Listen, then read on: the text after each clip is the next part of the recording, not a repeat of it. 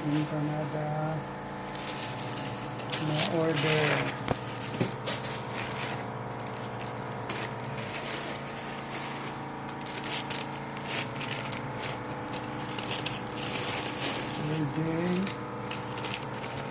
Ng BGMT at saka yung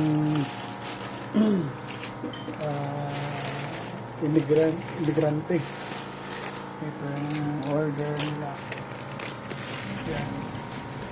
So, i-deliver lang mamaya. Nagmamadali pa, kulang pa ako. So, piling ang chicken. Ito chicken to.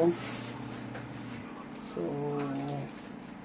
luluto pa kasi ito, yung do, papatubuin pa muna na 20 to 30 minutes.